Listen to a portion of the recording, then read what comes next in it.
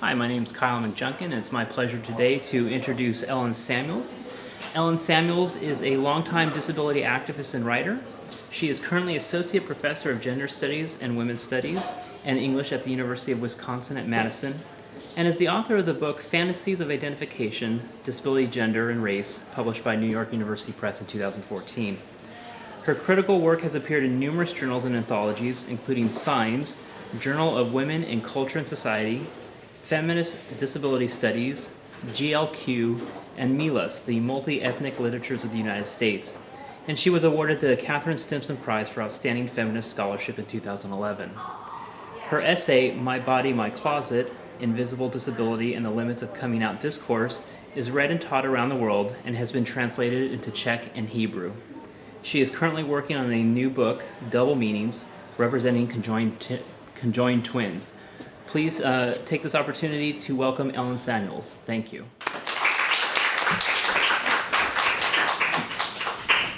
Thank you so much for that lovely introduction. I'm really pleased to be here. I've never been to UCLA before. It's a beautiful campus.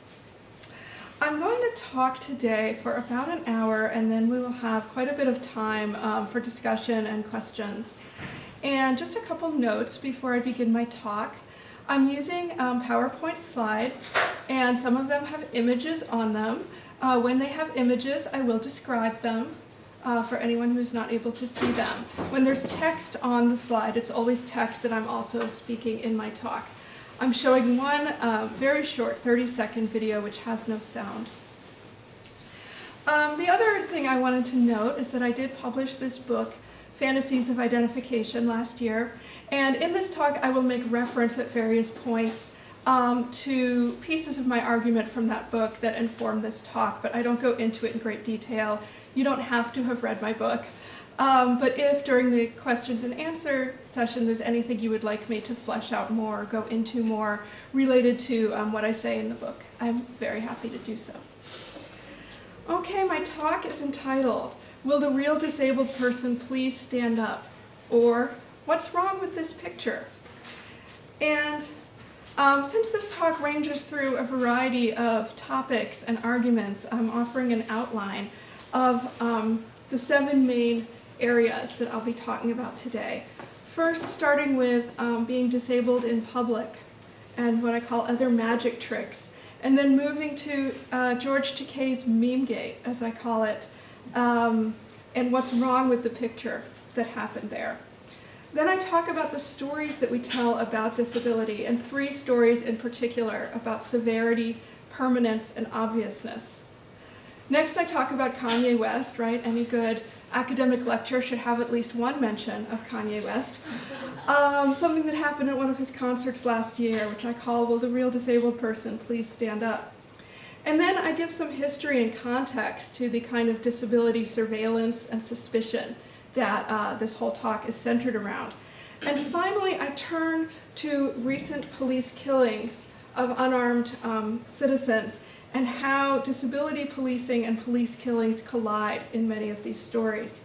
And finally, and very briefly at the end, I make some suggestions of how we can tell different stories and perhaps shape different policies in relationship to disabled people in this country and in the world. I'm going to start with a story from my own life, which is something I do a lot. Last year, I was traveling back from a major professional conference in Boston. And anyone who's been to professional conferences knows they're very exhausting. And I was particularly exhausted by the fact that I had some technical failures which kept me from bringing my mobility scooter on this trip. And so I had to walk around this very large, sprawling, multi-building convention site for 4 days. By the time I left for the airport to go home, I was truly and literally on my last legs. Fortunately, my cab driver dropped me right off at the curbside check-in station. But then the Sky Cab told me I was at the wrong terminal. He started to give me a long string of directions. Go in these doors, go downstairs, catch this shuttle. I had to interrupt him to say, I can't do that. I need a wheelchair, please. He nodded silently and then turned away to get my baggage tag, leaving me standing there on the sidewalk, swaying a bit as I tried to keep my balance. So I reached inside my purse for my folding cane and pulled it out so it automatically snapped together like this. Immediately, the skycap stopped what he was doing and grabbed a walkie-talkie, speaking in urgent tones. "I need a wheelchair at door 7. You go inside and sit down," he added to me, looking in my eyes for the first time. Gratefully and slowly, I walked inside, leaning on my cane which had functioned, in this case, like a virtual magic wand. When I think back on this experience, I always connect it to Lynn Manning's remarkable poem, The Magician. Here is the text of this poem, which I'm also going to read. The Magician. Quick change artist extraordinaire, I whip out my folded cane and change from black man to blind man with a flick of my wrist.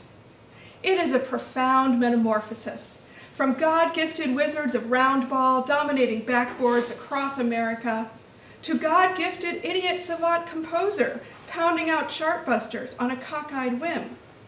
From sociopathic gangbanger with death for eyes to all-seeing soul with saintly spirit. From rape-deranged misogynist to poor motherless child. From welfare-rich pimp to disability-rich gimp. And from white man's burden to every man's burden. It is always a profound metamorphosis, whether from cursed by man to cursed by God, or from scriptures condemned to God ordained. My final form is never of my choosing. I only wield the wand. You are the magicians. Now, why do I begin with this story and this poem? To remind us that our understandings of disability never happen in only one direction or on one level of communication, interpretation, and meaning.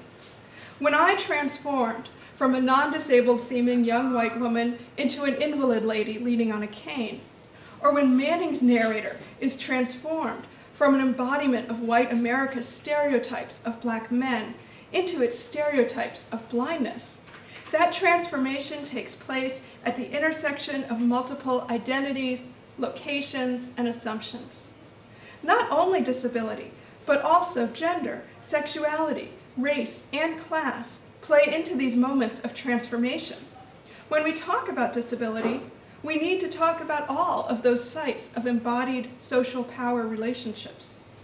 In particular, Manning's poem highlights the role of racialization in the perception of his identity as both confirming and confounding stereotypes regarding not just black men or blind men, but black blind men, a representational space haunted by those God-given idiot savants, Stevie Wonder and Ray Charles, who supposedly overcame the handicaps of racial and ability difference through their musical talent. How, Manning's poem challenges us, do we apprehend multiple and intersecting identities of marginalization in resistance to stereotypes? I'm reminded of a phrase my friend Corbett O'Toole, a white disabled lesbian mother, once used when talking about how people would see her wheeling along with her disabled Asian American daughter and flip through their Rolodex of stereotypes, trying to find one that would fit. That's often how the process of disability recognition works. In an ideal scenario, the disabled person is simply recognized and accommodated. But such recognitions and misrecognitions don't take place in a vacuum. They're issued into a complex representational realm shaped by a pre-existing matrix of meanings and assumptions. And too often, those assumptions revolve around notions of deception and fraud, contributing to a social world which is shaped by the surveillance and policing of disabled people in public. Here's one recent cultural occurrence that highlights this dynamic. Last year, actor and activist George Takei posted a meme on his popular Facebook feed. This meme, which had been around for a while, was now seen by a far wider audience. Takei has 8.5 million Facebook followers. And it provoked a powerful backlash.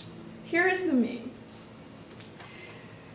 It shows an image of a white, female-presenting person in blue shorts and a light-colored blouse standing up to reach for a bottle from a liquor store shelf. Behind her is a manual wheelchair from which she has apparently just arisen. And superimposed are the words, "There has been a miracle in the alcohol aisle," with aisle disturbingly misspelled. This meme obviously plays off a number of assumptions about disabled people. If you're a wheelchair user, you can't stand up. And if you could, you wouldn't be doing something as normal and adult as purchasing a bottle of tequila. But if you are able to stand up to reach that tempting bottle, you're probably a fraud, a faker, one of those many takers pretending to be disabled to get Social Security or food stamps or some other government largesse. When I saw this meme and then went to read the comments, my stomach was clenched in anticipation of comments along those lines. Instead, I was heartened to find the vast majority of comments chastising Takei for perpetuating false and damaging notions about disability. Over and over again, commenters pointed out that many people who need wheelchairs for mobility are able to stand, even to walk a little bit, just not enough to get around without a chair. Again, surprisingly, Takei eventually listened and apologized for posting the meme. Now, Takei's meme-gate might seem like a tempest in a teapot. It's just a fairly silly meme, right?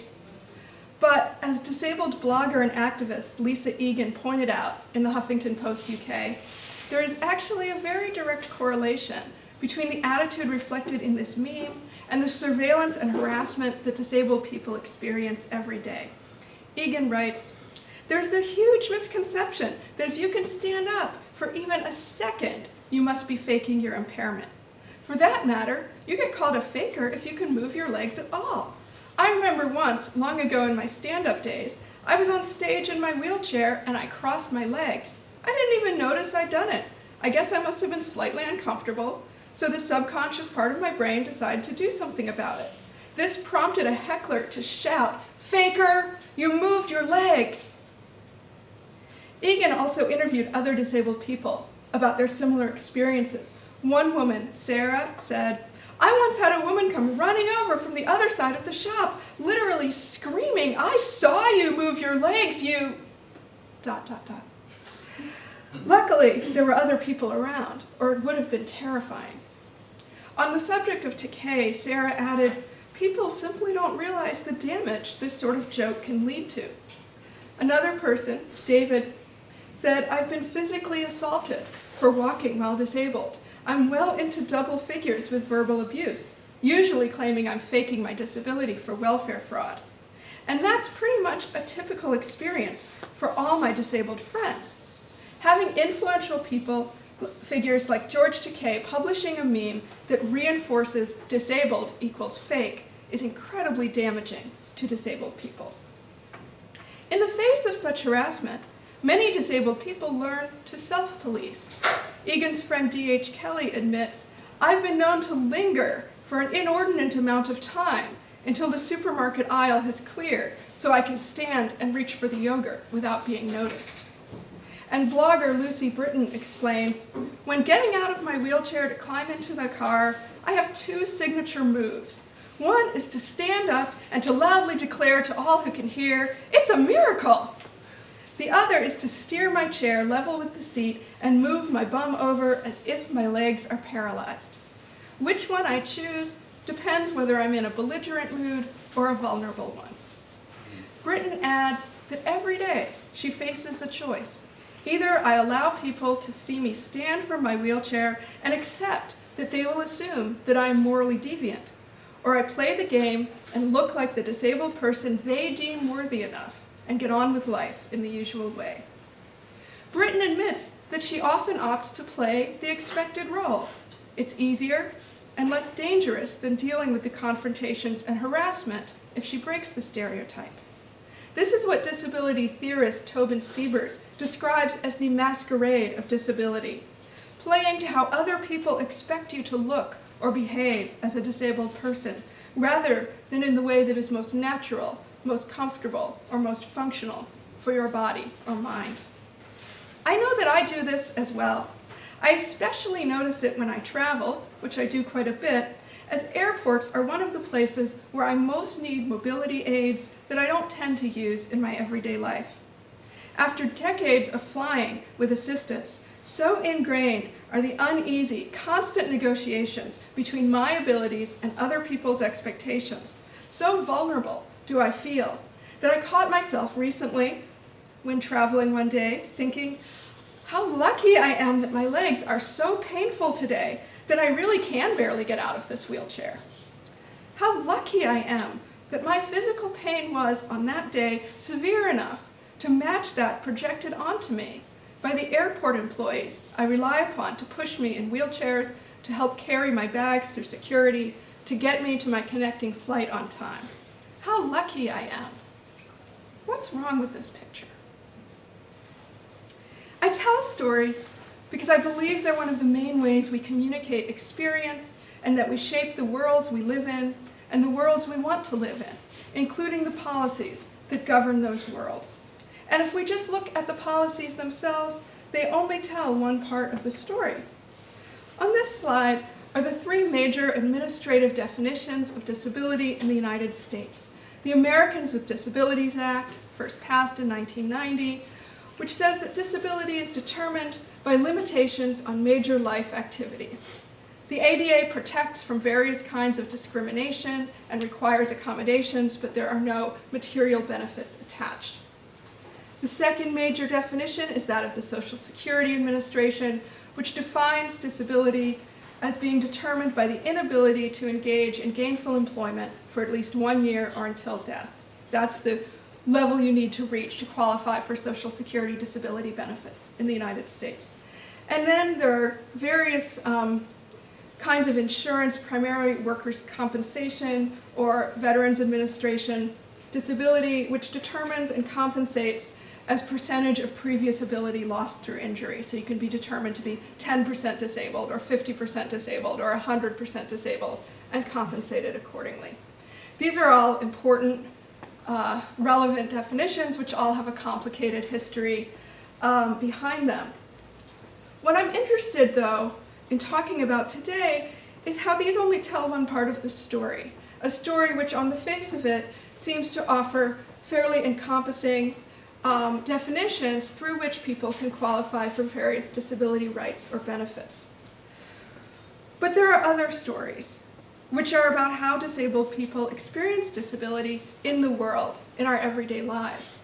And these stories are largely centered, as legal theorist Fiona Kumari Campbell explains, on the persistent and sometimes violent policing of who gets to count as disabled. Campbell writes, for administrative purposes, it is imperative that the real disabled person is made visible through the processes of calculation and therefore can be made governable. The obsession with disability fraud induces such questions as, who is the genuine disabled person and how many of them are there?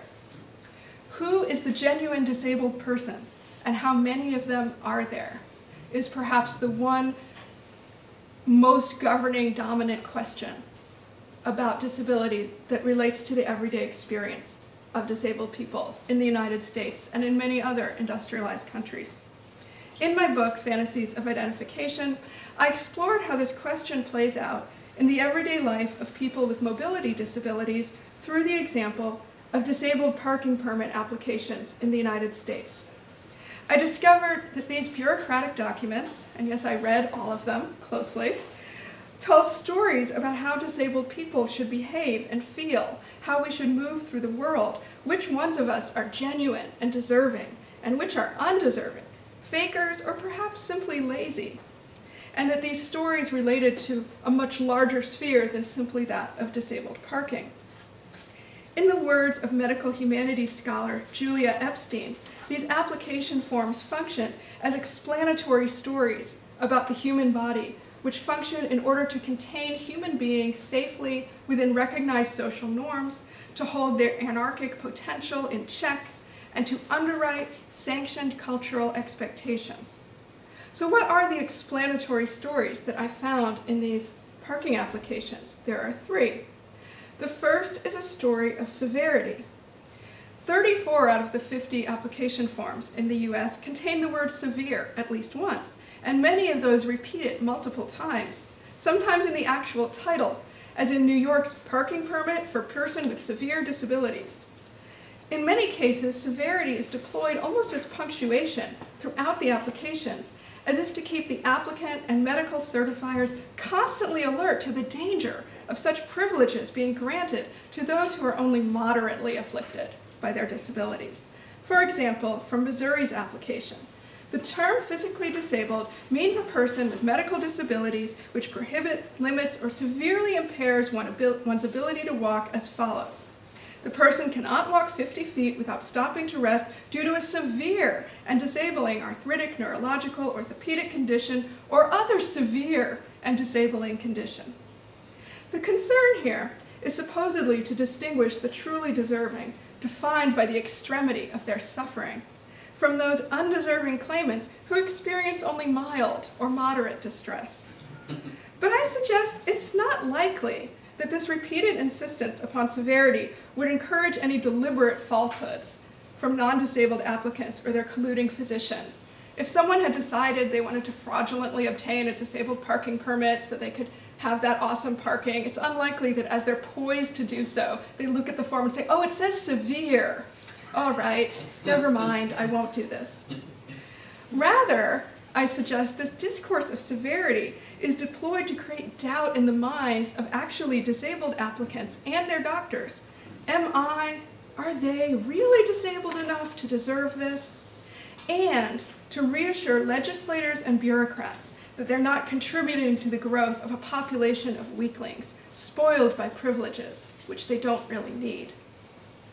The second story I found is a story of permanence.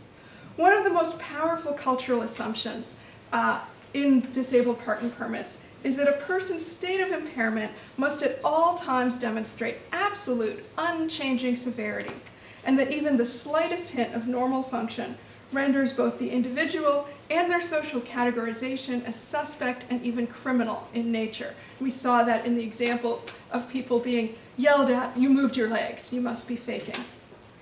In the language of disabled parking applications, while they all ask if the disability is permanent or temporary, many also demand that the applicant, quote, have a total or lifelong condition of mobility impairment from which little or no improvement or recovery can reasonably be expected, Louisiana, be permanently and totally confined to a wheelchair, Tennessee, or as in the passage I have here from Delaware's application form, eligibility by law for a long-term plate or placard is restricted to permanent disabilities with no prognosis for improvement.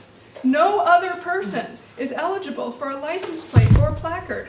A physician must certify this application. Applicant must meet one of the following requirements with no prognosis for improvement. And that is reproduced exactly as it appears on the form with the bold and the underlining of no prognosis for improvement, just in case anyone might think that if they were having difficulty walking, but someday it might get better, that they would have any right to accommodation based on their current disabilities.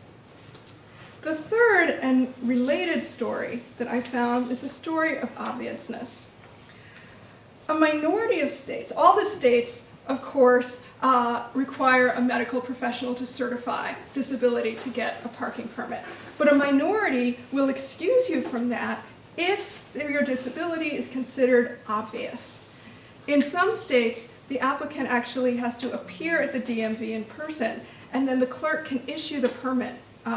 So here in California, in fact, I have an excerpt here from the form which shows line H, certification of readily observable and uncontested permanent disability. And then a line for the signature of the DMV employee. Kentucky has a similar kind of section, section 2, to be completed by the county clerk. I hereby attest that the applicant is obviously disabled and should be issued a special parking permit. Signature of the clerk. In other states, police officers have the power to make these determinations of obviousness. Far from bypassing medical authority, I suggest, this process functions to extend and solidify that authority by imbuing the government official with the diagnostic gaze. The DMV worker, county clerk, or police officer is both authorized and required to scrutinize the body of the applicant to determine the validity of their disability. And that scrutiny, which takes place in this local example, I argue, is also a widespread process and experience for disabled people. Together, these stories define how disabled people are supposed to look, feel, and behave in the world. Our disabilities must at all times be severe. We must suffer all the time, a lot. They must be permanent. No having good or bad days, no being able to walk around my house but needing a wheelchair to go 10 blocks. And they must be obvious. If not a wheelchair or a missing limb, at least a cane, a crutch, an eye patch, something, so people don't have to wonder what's wrong with you, so they don't need to ask. And they do ask. This brings me to another recent example from pop culture. Last year, when rap artist Kanye West was performing in an auditorium in Australia, he paused in the middle of a song to exhort the audience to stand up. He said he would not finish the song until every single audience member was standing. He had the house lights turned up, and anyone still sitting became the focus of group chants. Stand up, stand up, you, ... Finally, one of the people who was still sitting, reportedly, held up a prosthetic leg, at which point Kanye said, "Okay, you're cool." But he continued to target another sitting concertgoer until nearby audience members began yelling that that person was in a wheelchair. Kanye didn't take their word for it. He sent over one of his bodyguards to verify that the person was in fact in a wheelchair. And then, satisfied, he continued his song. Now, I have a picture here that was circulated in the media as a picture of the audience member holding up their prosthetic leg. But it's quite clear looking at this picture that what the figure is holding up is actually some form of a leg brace. This raises the question, was there also someone holding up a prosthetic leg? How many disabled people were in the audience that day? And how many felt the need to unbuckle and remove their braces, prostheses, their limbs, to prove their inability to stand? Who knows how many there were in the audience who were unable to stand or to prove it? And for those people, the ones with invisible impairments, like multiple sclerosis, fibromyalgia, arthritis, cancer, Crohn's disease, postural orthostasis, and so many others, what could they hold up to prove the validity of their bodies? What could I hold up? As David Perry wrote afterward about the Kanye West affair, every day in every context, people with disabilities get challenged to prove how disabled they are. This constant questioning isolates people with disabilities, increases stress and shame, and can lead directly to verbal or even physical abuse. Where does this dynamic come from? How are these attitudes formed and written into both public policy and social assumptions? Historian Deborah Stone delved into this in her remarkable book, The Disabled State, which I highly recommend. She found that the link between the formation of disability as an administrative category and its definition as a medical phenomenon, she's looking back into early modern history when you first start to have categories that we now know as disability and the idea that those should be the basis of different kinds of social or economic organization. She finds that the concept of deception becomes part and parcel of the concept itself. In other words, it's impossible to say who or what disabled people are without drawing lines between who are the real disabled and who are not. Thus, by the time classifications of disability came into being in the 19th century, Stone writes, the conditions were already firmly linked in the public consciousness with the possibility of deception. The connection between disability and deception meant that the very category of disability was developed to incorporate a mechanism for distinguishing the genuine from the artificial.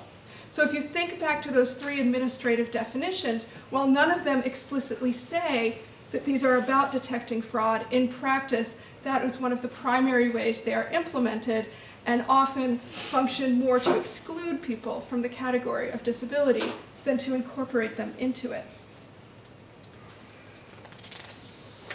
These attitudes, as Stone writes, really crystallized by the late 19th century, just in time for the invention of a new medium, moving pictures. In the early years of film in the US and Britain, there's a curious proliferation of films about people faking disability, with names like the fake beggar, the beggar's deceit, the fraudulent beggar, the fake blind man, etc.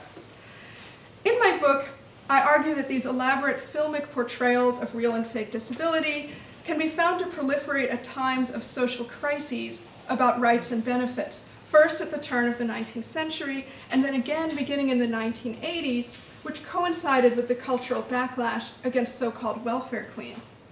Now, I'm going to show one of these very earliest films, Thomas Edison's The Fake Beggar, which was made and released in 1898. That's just 2 years after the first movie was ever shown in a theater in the United States. And it goes by very quickly, so I'm actually going to describe it first and then show it. It's about 30 seconds long, and as you would expect, it's in black and white, and it's rather blurry and jerky. It is a staged film. It's telling a fictional story. It's not just like a moment caught on film. We first see a medium shot of what appears to be an urban street corner, and the foreground is taken up by two figures, a white man in a dark suit and a small white child in a white shirt and dark cap and pants. The child's gender is unclear, but the hat makes it more likely that he's a boy. Both characters appear to be kneeling and move toward the camera by hitching themselves along on mats with handles on the sides. As they get closer, however, we can see that the child is an above-the-knee amputee. The man, however, is only kneeling on the mat. He is the fake beggar of the title. He also wears dark glasses and a sign around his neck reading, "Help the Blind." Various dark-suited men pass by and drop coins into his cup. We see them from a kneeling perspective, so they're headless and faceless. The child has neither sign nor cup and simply sits next to the man, smiling and looking around. Some women pass and do not drop coins. A dark-suited man's legs pause in front of the child, obscuring his white figure into the white background. Another man apparently drops a coin. This part is somewhat difficult to make out, and the fake beggar reaches for it, thus showing that he can actually see. The other men begin to shift around and show agitation, and the fake beggar stands up and begins to flee. There's a blink in the film then, a cut, and after the cut, the child has completely vanished. The fake beggar flees toward the rear of the shot, pursued by at least one man, while others mill about. The film ends.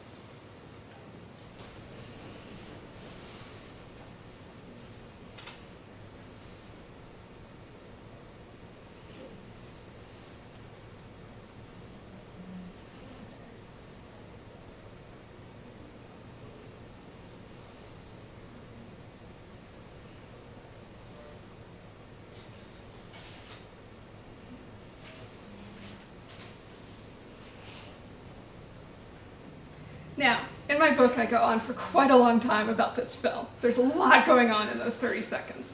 In this talk, I merely offer it as a really concrete example of this history of surveillance and suspicion, which we really find in these turn-of-the-century films. Most of those films have not survived as prints. This one I went and collected from the National Archives in Washington, D.C. It's not widely available. But we have catalog descriptions letting us know that almost all of these films follow this stock formula of a fake disabled beggar, unmasked and pursued by a crowd and often by a policeman. These representations mirrored the actual policing practices of the time. In 1896, New York City Police Chief Peter Conlon initiated a crackdown on sham disabled beggars who they felt were proliferating in their city. Soon afterward, Conlon authorized the arrest of beggars who truly were disabled, saying he saw little distinction since, in his words, a number of beggars who are really afflicted and deformed are persistent, impudent, a source of annoyance, and disgusting to the ladies. Not only did The Fake Beggar and those similar films mirror actual police practice at the time, they also reflected a general cultural turn toward the idea that people with apparent disabilities, so people occupying a space of disability in public, need to be policed, both by the police and by lay people, both to prevent fraud and to keep their unruliness under control.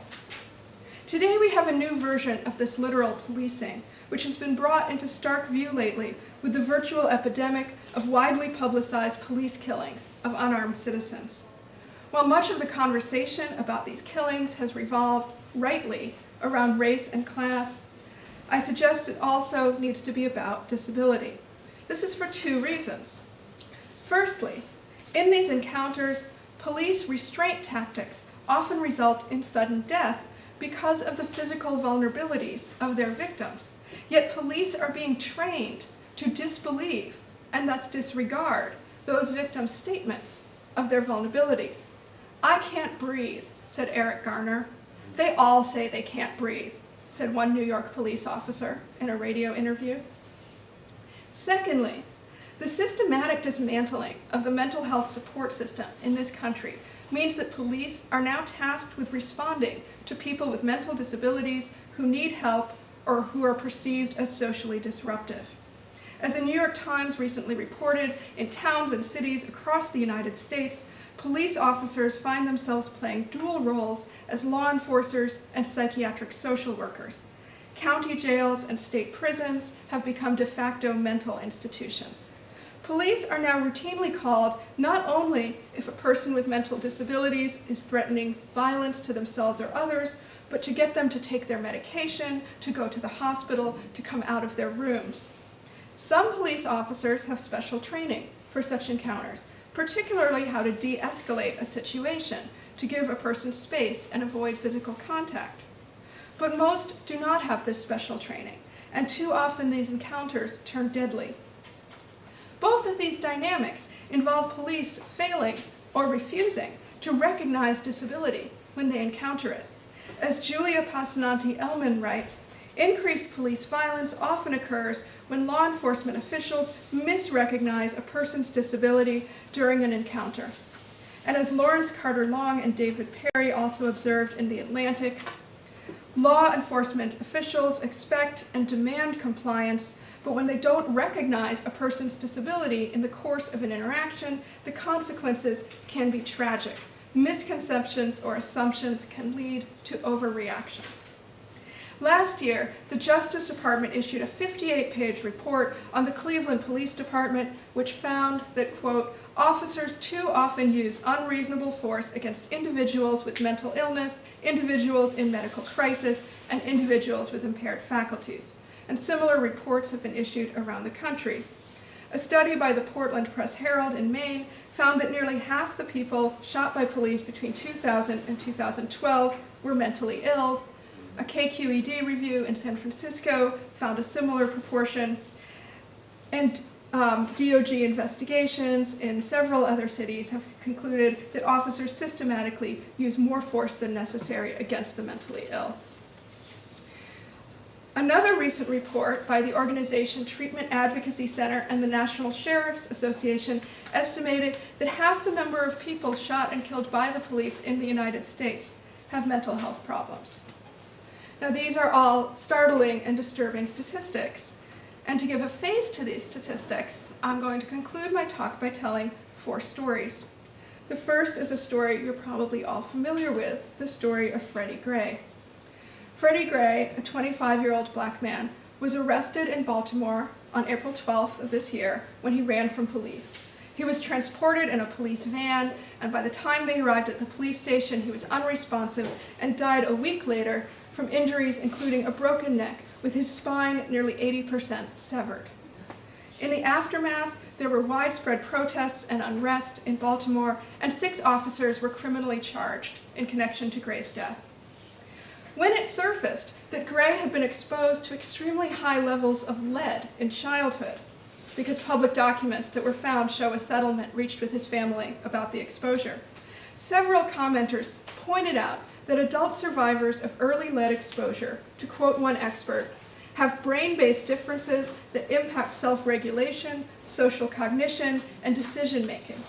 When individuals with these types of developmental disabilities are frightened, they tend to dart away. Frequently, these adults lack the executive functioning skills needed to manage or effectively self-advocate in high-stress moments. Finally, these adults have social and communication challenges that may be too easy for police to misinterpret as non-cooperative behavior. Thus, as Zosha Zaks wrote in the Baltimore Sun, in Freddie Gray's case, racial discrimination is compounded by disability discrimination. And when we ignore this fact, any solution to the problem of police bias and brutality will be incomplete.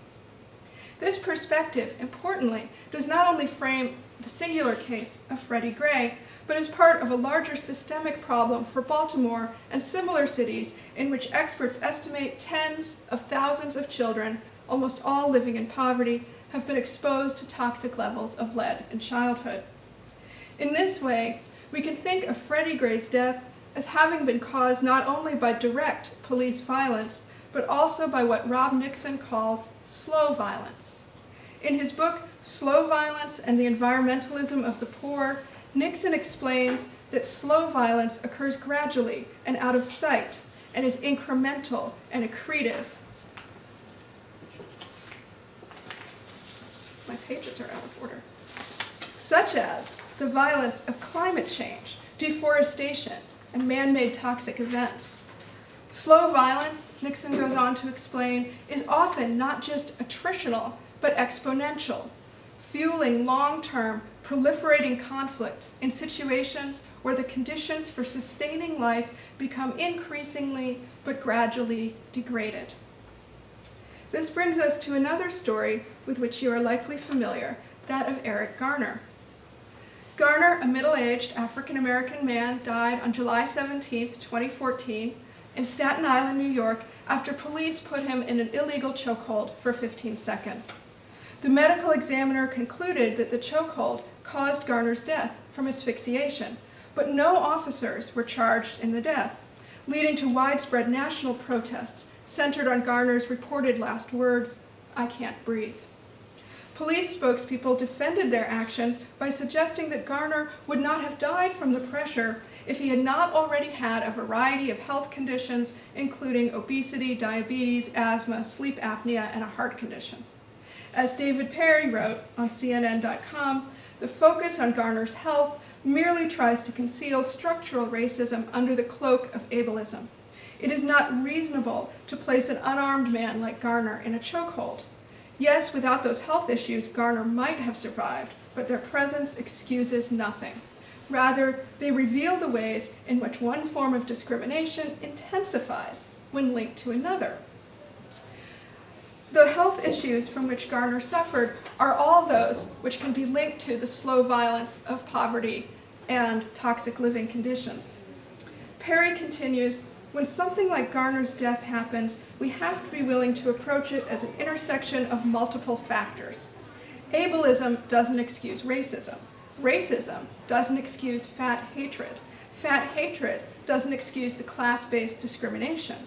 Rather, they sweep together, enabling us to see patterns of prejudice and their horrific outcomes. And when we can see the whole, then we can concentrate on solutions that address them all, such as demanding reasonable accommodations, reforming police procedure, and reinforcing basic civil rights for all Americans. Thus far, I've spoken about subjects who could be described as medically vulnerable, in whom the slow violence of poverty and environment has set them up to perish in response to police violence. Now I will talk about those who experience a different kind of slow violence, the neglect and stigmatization of mental disability, what many would call mental illness, which too often leads to injury or death at the hands of police officers who have by default become the first line of contact for severely troubled people who once might have gone to a community clinic or mental health crisis center. This brings me to the story of Tanisha Anderson. Anderson was an African-American woman diagnosed with both schizophrenia and bipolar disorder, living in Cleveland in her family home with relatives, including her 16-year-old daughter. On November 13, 2014, Anderson's family called 911 for help to get Anderson, who was described as unruly but nonviolent, to go to a hospital. The Cleveland police responded. According to both family and police accounts, Anderson agreed to be transported to St. Vincent Charity Medical Center. The police claim that she then inexplicably collapsed on the way to the police cruiser, while the family says she entered the cruiser voluntarily but then became agitated and got back out, at which point the police forcibly restrained her with what was called a takedown move, slamming her to the ground. Anderson died soon after. The Cleveland Police Department spokesman asserted that Anderson resisted the officers as they walked her to the cruiser. Anderson was placed in handcuffs and began kicking at the officers. Then Anderson went limp. However, the Cuyahoga County Medical Examiner's Office concluded that Anderson, quote, died as a result of being physically restrained in a prone position by Cleveland police and ruled her death a homicide. Her heart disease and bipolar disorder were considered factors that increased her chance of sudden death. No criminal charges were filed. However, the family has filed a civil rights lawsuit accusing the city and the officers of excessive force, wrongful death, assault and battery, and violating the Americans with Disabilities Act. The fact that Anderson's family is filing for violation of the ADA is notable and is a novel way that mentally disabled people and their families are attempting to fight police violence. Right now, the Supreme Court is considering a test case on whether the ADA can be used in this way. And this is the case of Teresa Sheehan. Teresa Sheehan lived in a group home, and on August 7th, 2008, the staff called the police because Sheehan had stopped taking her medication and was becoming combative, and they wanted assistance to get her to a hospital. When police entered Sheehan's living quarters, she threatened them with a small bread knife. Police withdrew and called for backup. But before it arrived, they decided to force their way back into the room. And when Sheehan again brandished the knife at them, they shot her 5 times. Sheehan survived and sued under the ADA, arguing that officers failed to reasonably accommodate her disability by, quote, forcing their way back into her room without taking her mental illness into account and without employing tactics that would have been likely to resolve the situation without injury to herself or others. During the Supreme Court arguments this past March, Justice Sonia Sotomayor particularly pressed the lawyers for the city on whether Sheehan really posed a sufficient threat to warrant deadly force, asking if we want a society in which the mentally ill are automatically killed, and asking, isn't the ADA intended to ensure that police officers try mitigation in these situations before they jump to violence? While seeking civil remedies to situations like Sheehan's and Anderson's seem to be somewhat more fruitful than seeking criminal charges, it's also the case, as experts agree, that larger infrastructural changes have to be made so that the mental health system can be restored and strengthened. People with mental disabilities need to have an alternative to a revolving door from street to jail to hospital to street. Some of these solutions are quite obvious: more funding, better training, more community-based options. Others are less obvious. I suggest that addressing these problems also has to start with telling different stories about disability, not only in encounters with actual police, but in the social policing that takes place in everyday life and produces that violent extreme in the case of police officers. What are the different stories I suggest we should tell? Disability doesn't always fit stereotypical expectations. So the wheelchair user who can stand, the blind person using a white cane who then reads on the bus. This is another example of someone who's frequently challenged and harassed. And impairment and abilities are not static, but are fluid and flexible over time and space. People can do different things at different times in different places, rather than having this static, unchanging level of disability. Acknowledging that disability is a site of discrimination, intersecting with race and class, rather than, as we saw in the example of Eric Garner, trying to use it as a site to excuse violence based on race. And that disability is more prevalent, yet less recognizable in disadvantaged communities, and understanding how that works through the slow violence of poverty and environment. I have an image here of signs that went up this past year in the metro in Washington, D.C. It says, "Who needs this seat? You'd be surprised." Under 4 circles showing human figures, one walking with a cane, one with holding a baby in a carrier, although at first it looks like the baby is inside them, but I don't think that's what it means. Another showing someone with a crutch, and another showing apparently a pregnant figure. And then below it, it has a larger green circle just showing a generic and generically coded as male human figure. And under that, in the small type that you can't read, but I've reproduced below in blue, it says not all disabilities are visible. That's why it's important to keep priority seating clear at all times.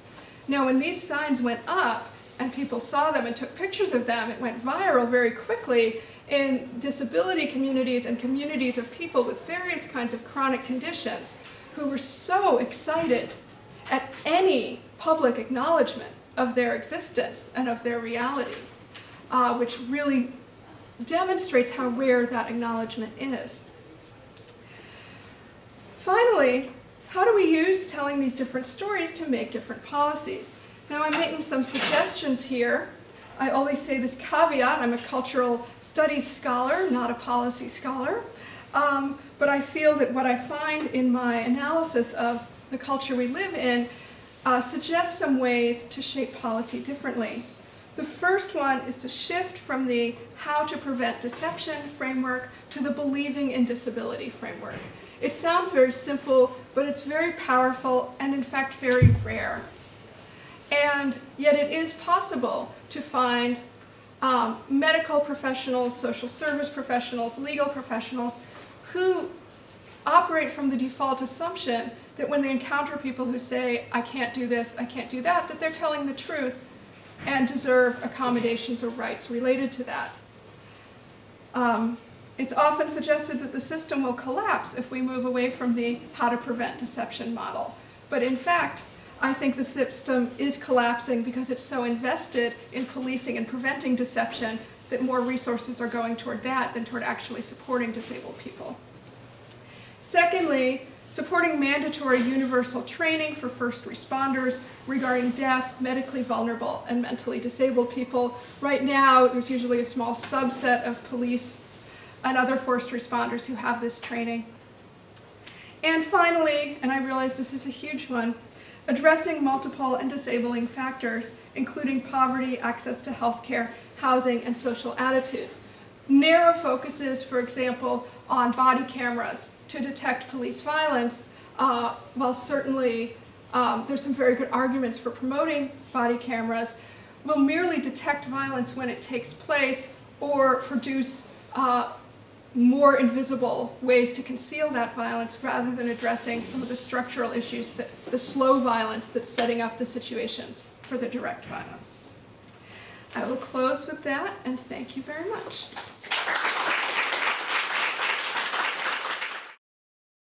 You prefaced your screening of the 30-second clip of the fake beggar by noting that there is these two sort of historical moments where this fear of fakery and this sort of demand for social policing were heightened. One was at the end of the 19th century, and the other was in the 1980s in association with sort of the vilification of the concept of people on welfare, particularly single mothers, under the kind of trope of the welfare queen. Right. And I was wondering in your research whether there too there was this mobilization of film and other sort of cultural artifacts to do the same sort of work that like the fake beggar was doing in terms of policing. Absolutely. So when it's kind of in histories of disability in film, you would always come across someone saying, yeah, at the turn of the 19th century, right when film was invented, there were all these films about these fake beggars. And then after like a few years, they went away. And so I started thinking, well, I know there's films like that now, so when did they come back? And I started kind of looking through the filmographies, focusing on the United States, and they really came back in the 80s. And then, of course, the question comes up, what else was going on in the 80s, right? So in the 1970s, we had the Great Society, right, and this great expansion of social services. In the 1980s, Those who were around then will recall that that's when President Reagan closed down a lot of state-funded mental institutions and turned people out in the streets. And also, there was a vilification of anyone receiving any kind of social benefits. And so some of the films I write about in my book, Dirty Rotten Scoundrels with Steve Martin and Michael Caine, Trading Places with Dan Aykroyd and Eddie Murphy. I'm really dating myself with these movies here. The Usual Suspects, which starred Kevin Spacey, are some of the ones I go into in detail because they play out these issues very interestingly. Rather than having a beggar figure in this new incarnation, this 20th century incarnation, they usually have a con man, like a wily con man who fakes disability in some wildly unrealistic way, often as a way to try to get a girl or as a way to work some kind of con for money. Now, it's not generally true in the lived reality of people with disabilities that being a wheelchair user is what makes you more attractive romantically and sexually, right? And yet you see that in Dirty Rotten Scoundrels, you see that in There's Something About Mary, where there's a character who fakes being disabled to try to get Mary more romantically interested in him. And there's a lot of TV, right? We have TV in the 80s, so there's like so many TV episodes. One of my favorites is an episode of Monk, if anyone's familiar with Monk. It was a show that was, of course, centered around disability and the detective's obsessive-compulsive tendencies made him this really amazing kind of Sherlock Holmes-type detective. But there was one, it's just ludicrously funny premise, which was that there was a blind woman, and then there was Willie Nelson guest starring on the show, and then someone shot Willie Nelson in an alley, and then Monk figured out the blind woman was faking her blindness, and so she was the one who shot Willie Nelson, and he figured it out by getting a nude guy to streak by and see her, and that is exactly what they did in a lot of these turn-of-the-century films, except then it was like the fake blind beggar gets exposed because he notices a woman's attractive ankle, exposed. So that was their equivalent of just getting a naked person to run through. So yeah, in my book I list a whole bunch of examples, a lot of which are just really schlocky and only worth to note because that is a huge cultural trend. There was an episode of The Simpsons based around this as well. There were a lot. Thank you. Yes? So, I don't know if you have seen Slumdog Millionaire. Yes. Yeah, there's a really impressive scene that some people ruin the eyes of the children with acid and make them actually blind. But I think that's kind of a form of deception, I think, from the perspective of those men. So what do you think about that? Because there are real examples in life. Yes, absolutely. So, and there's examples of that happening in the U.S. in the 19th century as well, and before that and back in medieval times. There's lots of records of people deliberately disabling either themselves or others, usually children, right, in order to be able to get more alms, right, to earn more. And this really interesting because it's a fake that becomes real, right? The impulse behind it is one of fakery in that the disability, the impairment wasn't naturally occurring. But then once it's produced, it's actually real. And so in that way, it brings up these questions about deserving and undeserving in a different way. So in The Disabled State, Deborah Stone's book, which is focused primarily on Europe and then the US, shows that the very first, in European countries, the very first laws related to disability had to do with begging, and it was basically deciding in their sort of Christian moral universe that able-bodied people should not be out begging in the streets because they could work, right? That kind of Protestant work ethic. But disabled people could beg because they couldn't work, and so they would issue begging licenses to people who could prove they were disabled enough. So obviously that was a motivation for poor people to produce disability in themselves or others so they could get these begging licenses. And then in Slumdog Millionaire in India, there's also this sense that there's so much poverty, there's so much deprivation that if the only way to make money is to resort to begging, that you produce impairment because it makes you a more effective beggar. But I just think that's it's very different from a person choosing that right when it's imposed on someone else. And I think it is another one of the examples where the slow violence, right, the slow violence of poverty, the slow violence of the legacy of colonialism in India then produces this direct physical violence, like on the children who get blinded.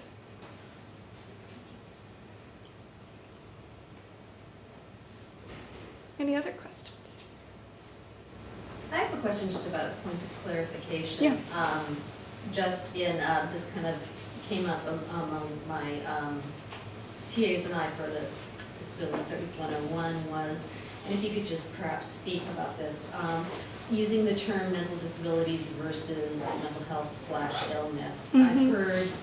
I had thought it was sort of an evolution of terms, but I've also heard it as a distinction between defining neurodiversity and a variety of intellectual, cognitive, developmental types, learning, et cetera, disabilities versus mental illness. Yeah, I mean, I know it's more common to use mental illness for the kinds of situations I was talking about, people diagnosed with schizophrenia and bipolar disorder, and it might be more common to say developmental or cognitive disabilities for something like the effects of childhood lead exposure.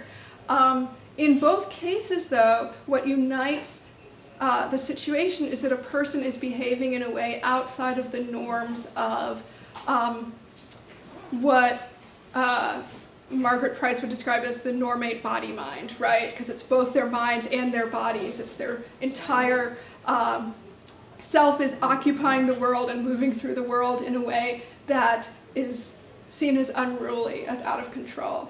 And so I tend to be really persuaded by Margaret Price in the beginning of her book, Mad at School, where she explains why she uses the term mental disability as a kind of umbrella term that encompasses mental illness, mental health, neurodiversity, etc. So I kind of like to do what Margaret Price does because she's really smart.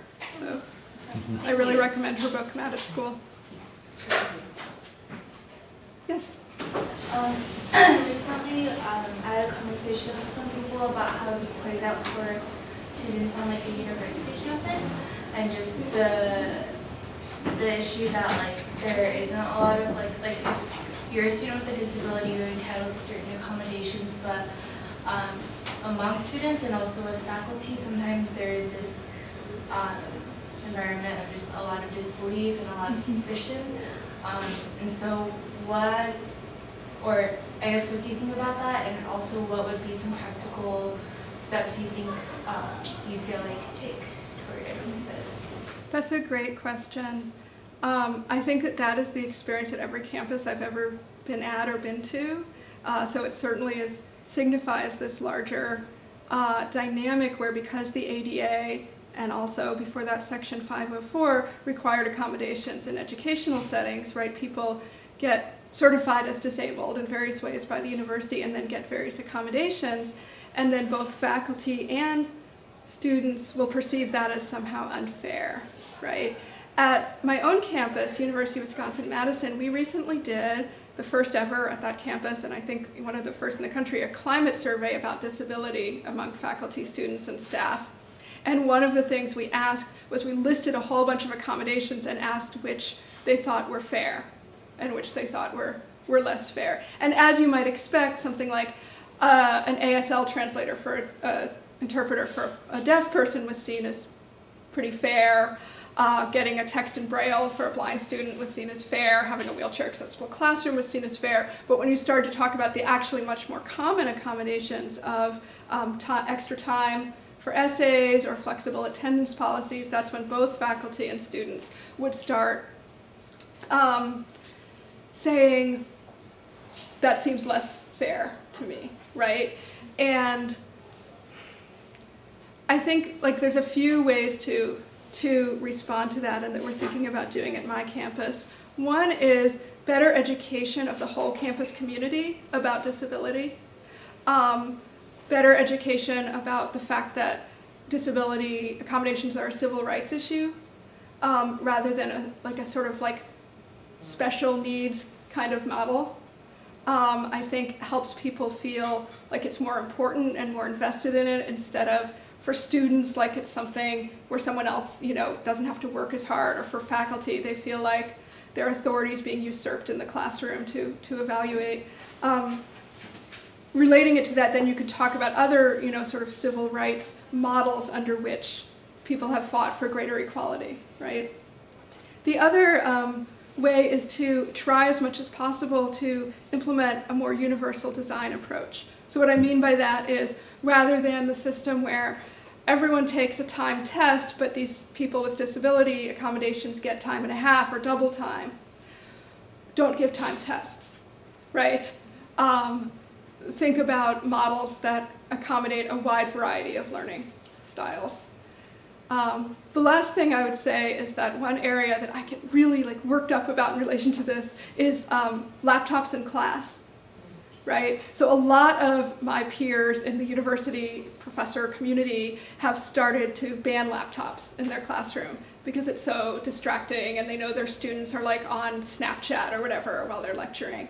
And I won't do that because I know some people need them as disability accommodations. And I feel like every few months I have the same exchange with other faculty, on faculty chat pages or whatever, or in person, where they say, well, I say that if people need it as a disability accommodation, then they can do it. That's the exception, and so I'm being compliant with the ADA. And then I say, what you're doing is you're forcing students with disabilities to out themselves in your classroom. And they say, well, you know what? Actually, I have that policy, but no one ever comes to me and says they need to use a laptop as a disability accommodation. I'm like, that's because they don't want to out themselves in your classroom. My workaround for it, which I know is imperfect in my large classes, is that people using laptops have to sit only in the front part, and they're not allowed to have a web browser open, so they can only be taking notes. And I make my TAs police them and take away their laptop privileges. And it's not perfect. People are still going on the internets and doing all kinds of stuff during class, but I just feel like I'd rather know that some of that is happening than know that I've excluded people with learning differences from being able to participate in class. And the way that ties back to universal design is some people need a laptop to take notes as a really specific accommodation for various kinds of disability. Others, and I would include myself there, there's no disability related reason, I just take better notes with a laptop, right? So that's the sort of universal design attitude of different people learn differently in the classroom, so let's make space for all of that, instead of saying there's one way and then you have to have this special note to do it a different way and everyone will know you're different. So that's my response. I hope that's helpful. Yeah. Yes? I'm thinking about the point earlier where you were sharing the text from some of the DMV applications, which, as you know, as a standard, tend to explicitly indicate that medical certification is required. Mm-hmm. I'm wondering if you can comment a little bit more about how these cultural ideas play out in medical encounters. Mm-hmm. So when you are going and trying to get certified, what's happening for people with disabilities in doctors' offices? Right. Well, I'm not familiar with any kind of empirical research that's been done about that, so I can only respond based on anecdata, as we say. My own experience and others I know about. I think that because of the rhetoric on these applications, especially the severity rhetoric, it causes a lot of people with mobility disabilities to just assume that they don't deserve it and that they're not qualified for it. And also that sometimes medical professionals reinforce that. In my own case, as my mobility declined in my 20s, I continued to feel that because I could still walk a certain amount, that I was not qualified for this. I was living in Boston at the time, and my mobility and other problems declined, so I couldn't take public transport at all, and I could only drive to places where I could park right there, and in Boston there's very few places you can park right there. So at some point I revealed to my doctor that the only places I ever went were the grocery store and one restaurant that had a parking lot. And she said, that's not okay. Like, you deserve to be able to go to more places. And that was huge for me. And that's what I mean by shifting to this believing in disability model, right? It didn't like destroy the system, and the whole model of disability parking as an accommodation didn't collapse because that doctor went out of her way to say to me, you deserve this, I'll sign this form, you deserve this. I know lots of other people, and particularly young white women like myself, who have been told by doctors explicitly or implicitly, but often explicitly, I don't want to give you a parking permit because you're too young. Right? Because if I give it to you now, then you'll have it for the rest of your life. So, and it's a very strange attitude, because for one thing, even when you get one for a permanent disability, you have to renew it every few years. It's not like a doctor signs something once and you never get it. I mean, it's different in different states. I know in California, at least when I lived here, they were just mailing it out to me all the time. But in most states I've lived in, you had to go back to the doctor every few years and get it renewed. But the other thing is that in many ways, because of attitudes about being too young to be disabled, it's young people who need a disabled parking permit who are the least likely to think they deserve it and the most likely to be harassed for using it when they're out in the world. And so most in need of support from medical professionals, I think.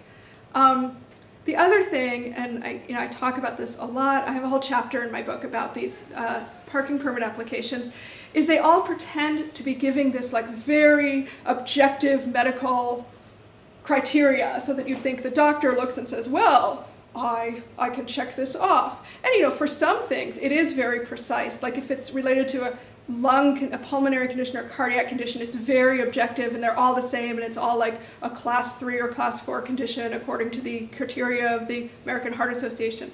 But all the applications, and they're all different, have these other statements like, cannot walk without great difficulty, cannot walk without assistance, will experience difficulty walking. And it's like, what is, that's completely subjective. How do you define that? Right? None of them say cannot walk a single step. None of them say that, right? A lot of them say cannot walk more than 200 feet without stopping. And in my research, I found that I think someone put that on application, then the other ones all copied it. Because it's not based on anything. It's not based on like medical research showing that 200 feet is significant. It's not based on research that 200 feet is how far you need to get places in parts of this country, and yet they all repeat it. But then a few states, clearly they had a fight about it, because then there's a few states, Illinois is one and Florida is one, where the application says not being able to walk 200 feet is not a qualifying condition. So, you need to come up with something else. And then Minnesota is the funniest one, because they say cannot walk more than 200 feet without stopping to rest, which is pretty standard. And then right under it, it says, as a different criteria, cannot walk more than 200 feet without it becoming life-threatening. And I just think, if you can't walk more than 200 feet without it being life-threatening, you've probably stopped to rest already, right? So it's really about the doctor's attitude, and no doctor ever, I can guarantee, has actually said to their patient, okay, walk 200 feet, and if you can't walk 200 feet, they just say, they ask them. So it's all about, does the doctor believe do they believe the story they're being told, right? And I obviously tend to think that medical professionals that it would improve the situation for disabled people if medical professionals were trained to believe us more. Yes? This is more of a comment than a question. Thank you so much for the talk. It was really wonderful. Thank you. But it's along these lines about the fine line between the medical professions, and I'm going to make a horrible generalization, so I hope there's no medical professional in here. But, the desire to cure, right? The desire not to say, okay, I must accommodate what is. Right. I mean, I know you talked about disabilities not being static, but the desire is always to overcome, cure, and not accommodate, right? It's the same idea of why hospice is regarded by some doctors as giving up, right? That you can't accommodate. So I'm wondering if I don't actually have a question, but speaking to this this issue of the medical authorities as having so much power over certification, what policy recommendation might there be precisely for the medical profession in particular? And then this sort of goes into disabilities that are not quite on the map, right? So you talked about the climate survey. Deafness, blindness, mobility access are on the map. And there's just a huge range of things that are not, and I think mental disabilities really fall under that.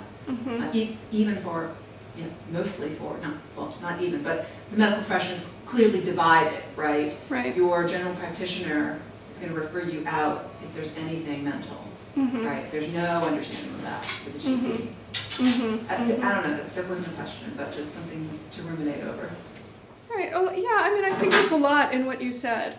There's this question of giving up, and certainly there is a lot of resistance from some people in the medical profession and what I would describe as the helping profession. So like physical therapy, rehabilitation, special education, occupational therapy, all of those.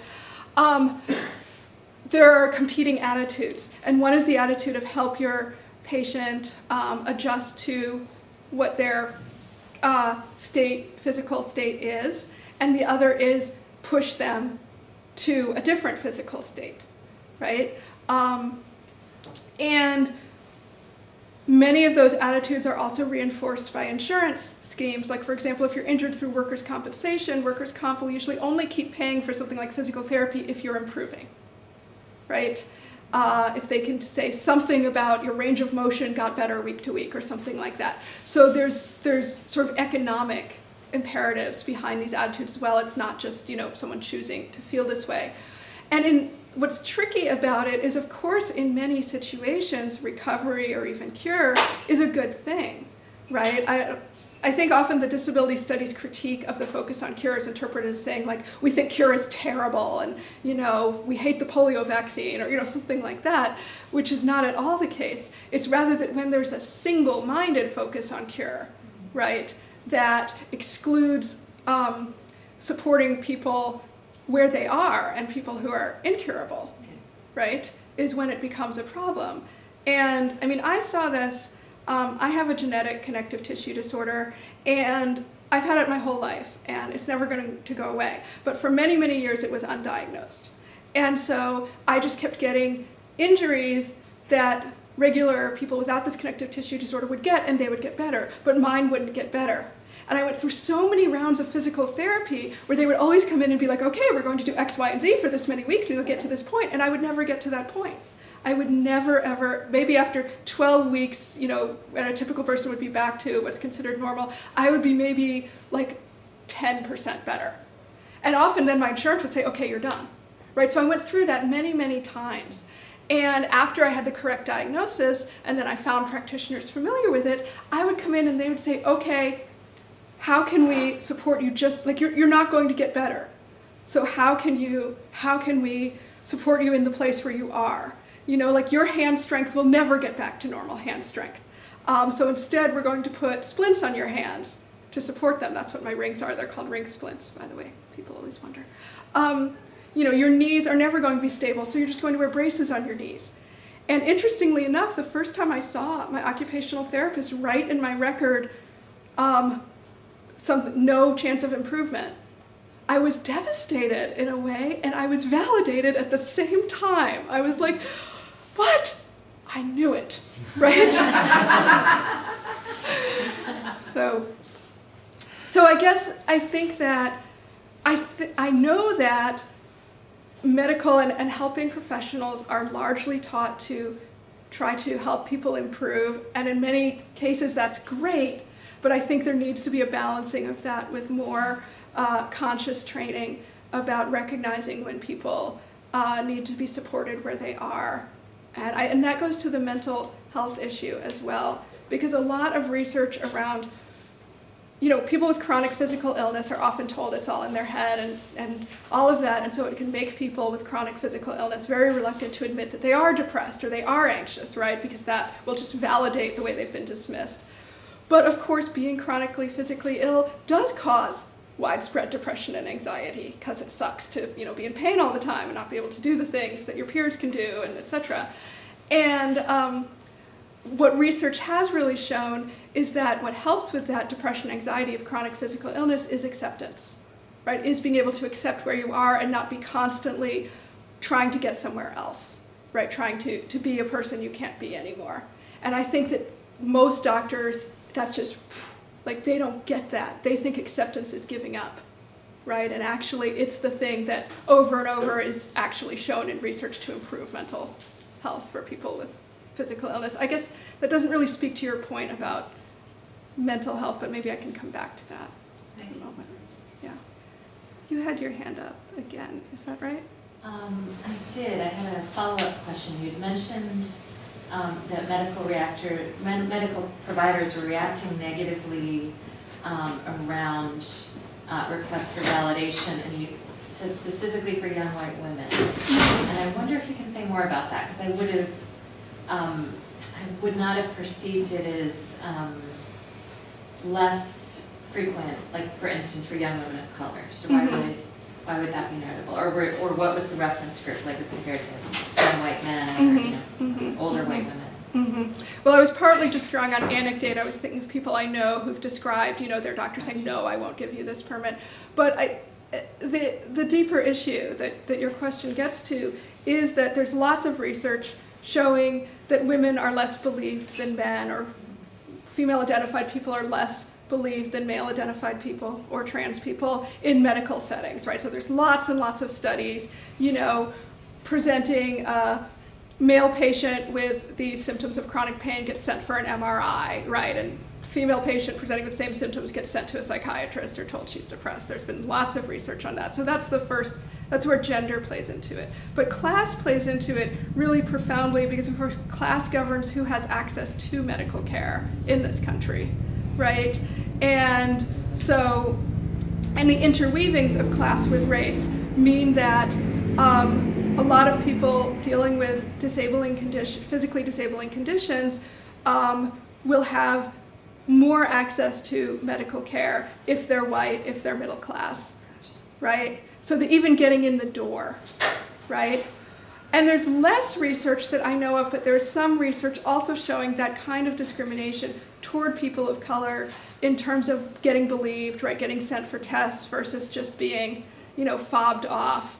But that one reason I think that research isn't as robust is that it gets really complicated with issues of economic access and with the kind of slow violence I'm describing here, right? And you have, what are essentially in many ways diseases of poverty like asthma and diabetes becoming disabling in this country for in communities of color, in poor communities, right? And it's almost a privilege of the middle-class white woman to be able to go in and say, I'm having chronic pain in my 20s and I'm having trouble, walking, can I have a parking permit? Like, that person has a doctor and they have insurance and they have a car and, they had adequate nutrition and, all of these things and enough education to advocate for themselves. So all of those things happen. And that's why I think that clearly, not only more research needs to be done, but I think the disability rights entire movement, right, needs to be moving toward what is now being called disability justice, right, addressing these kind of intersecting factors. So thank you for that. Yes? You kind of touched on economics and slow violence. I was trying to figure out for the longest how to ask the question, but have there been any situations within the campus of Wisconsin where you all talk about slow violence and poverty, or how economically disadvantaged students, were there any conversations around that being like a disability issue? Because I know that when it comes to advocacy on UCLA's campus, we don't really look at poverty or lack of money as a disability issue. And how do you connect the two? Yeah, that's a great question. Thank you. That conversation has happened, especially on my campus, around mental health. And we have an organization on campus called First Wave that's students from African American. The University of Wisconsin has this terrible term, which is target minorities, which is African American, Native peoples, Latino peoples and people from certain Southeast Asian countries, and who are underrepresented. And also people who are first generation college and people coming from economically disadvantaged backgrounds. And a while back, a donor endowed this first wave program, so they have scholarships and they have a whole like spoken word festival, and they have all kinds of support services for those students. One student who I know personally a few years ago was experiencing a lot of, and what they like to call it is mental wellness challenges. That's their term. They're like, this is, so I like to use it in relation to them. They were diagnosed with schizophrenia, they were hospitalized, they were really struggling to stay in school, and they went to the first wave people and said, in addition to the other services you have, you need a mental health counselor, because I am going to the student health center and like they don't understand where I'm coming from. All the mental health professionals there are white, they're all middle class, they don't. And so they actually went out and hired an African American mental health counselor at the First Wave program who just works with First Wave students. So that I think is the most successful example from Wisconsin, and I think it's a great model. It seems like to me like it's worked really well. In terms of other, I mean, as some of you probably know, another one of these police shootings happened in Madison, Wisconsin, Tony Terrell Robinson, and so there's been a lot of organizing around that, and there's been a certain amount, the organization, Young, Gifted, and Black is this community and campus organization, and they have been, there's been a lot going on, but they have certainly been thinking through and having conversations, and we've been having conversations about, you know, for example, they have a lot of rallies and how to make those rallies accessible, and also how to address the kinds of slow violence that produces disability in their communities. And Madison, Wisconsin, has one of the highest levels of disparity between Black and white residents. So some of the highest in the country: educational disparities, economic disparities, health disparities. So connecting all of those, right, and connecting the people addressing the educational disparities with the ones addressing the health disparities, because you can't really separate them.